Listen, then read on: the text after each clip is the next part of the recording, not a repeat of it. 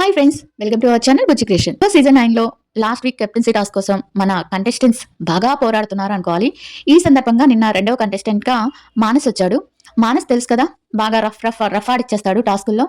మానస్ మానస్ కానీ వీళ్ళంతా కొన్ని హింట్స్ ఇస్తున్నారు. ఈ హింట్స్ ఎంతవరకు ఉపయోగపడుతున్నాయి కళ్యాణ్కి కానీ, తనుజకి కానీ, అదర్ హౌస్మేట్స్ కానీ మీరు ఏమనుకుంటున్నారు కామెంట్ చేయండి. ఎంతవరకు ఉపయోగపడుతున్నాయని మీరు అనుకుంటున్నారు?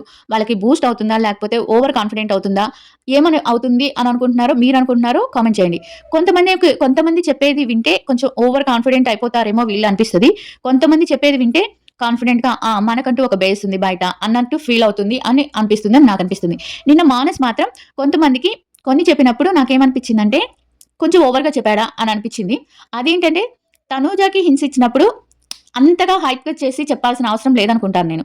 ఎందుకంటే అలా ఉన్నప్పుడు మనకేమనిపిస్తుంది అంటే చాలా నాకేంటిలే బయట ఉంది అనే ఫీలింగ్ వచ్చేసి మళ్ళీ అంటే ఆ కాన్ఫిడెంట్ లెవెల్ ఎక్కువ అవుతుందేమో అని అనిపించింది. దానివల్ల ఏమన్నా మళ్ళీ గేమ్ మీద ఎఫెక్ట్ పడే అవకాశం ఉందా, లేకపోతే దాన్ని పాజిటివ్గా తీసుకొని తనూజ ఇంకా గేమ్ ఇంప్రూవ్ చేసుకుంటుందా, లేకపోతే నాకేంట్లే బయట అందరూ ఉన్నారు సపోర్ట్ అని ఏమైనా లైట్ తీసుకుంటుందో చూడాలి ఇంకా గేమ్. నాకైతే అంత ఇన్పుట్ అవసరం లేదు అనిపించింది.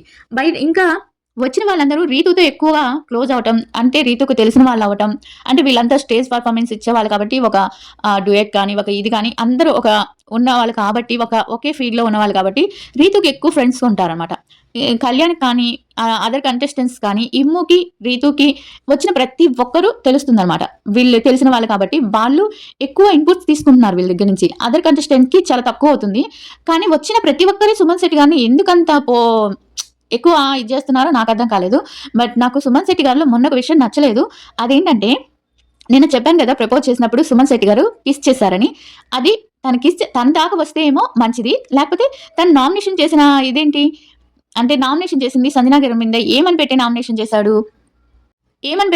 చేశాడంటే సంజనా గారు ఓవర్గా ఇన్వాల్వ్ అవుతున్నారు, ఓవర్గా నన్ను డార్లింగ్ అంటున్నారు, నా గేమ్ని పాడు చేస్తున్నారు, నన్ను డార్లింగ్ అని పిలుస్తున్నారు, నేను గేమ్ నాకు చిరాకు వస్తుంది, అది ఇది అని చెప్పి నామినేషన్ చేసిన ఆయన మీరు సంజనా గారి మీద ఓవర్ చేస్తుంది, నన్ను డార్లింగ్ అంటుంది, నా గేమ్ పాడు చేస్తుంది అలా చెప్పి తన మీద ఇరిటేట్ అవుతున్నాను, నేను చాలా చిరాకు వస్తుంది అని చెప్పి నామినేట్ చేసిన ఆయన టాస్క్ అనగానే కొంచెం ఎవరు చేయనంత ఓవర్ చేసి తనకి కిస్ చేయడం ఎంతవరకు కరెక్ట్ అని మీరు అనుకుంటున్నారో చెప్పండి.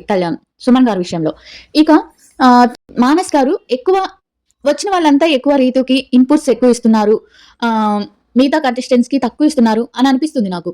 అలానే మానస్ కానీ అండ్ దేతడి హారిక కానీ, లేకపోతే నిన్న వచ్చిన ఎవరైతే ఇమ్ముకి ఇచ్చాడు, ఇలా వచ్చిన వాళ్ళందరూ వాళ్ళకి సంబంధించిన వాళ్ళకి ఇవ్వటం కొంచెం నాకు ఎక్కడో నచ్చలేదు.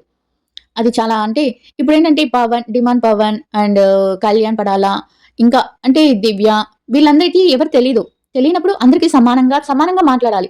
ఎక్కువ ఇప్పుడు మానస్ వచ్చాడు, మానస్ ఎక్కువ రీతితోనే మాట్లాడాడు. దేతరి హారిక వచ్చింది, ఎక్కువ రీతితోనే మాట్లాడింది. ఇక తనెవరు ప్రియా వచ్చింది, ప్రియాంక జైన్, తను కూడా ఎక్కువ రీతితో మాట్లాడింది. అట్లా ఇప్పుడు ఎవరు వచ్చాడు, ఎవరు ఎక్కువ వచ్చి ఇమ్ముతో మాట్లాడాడు.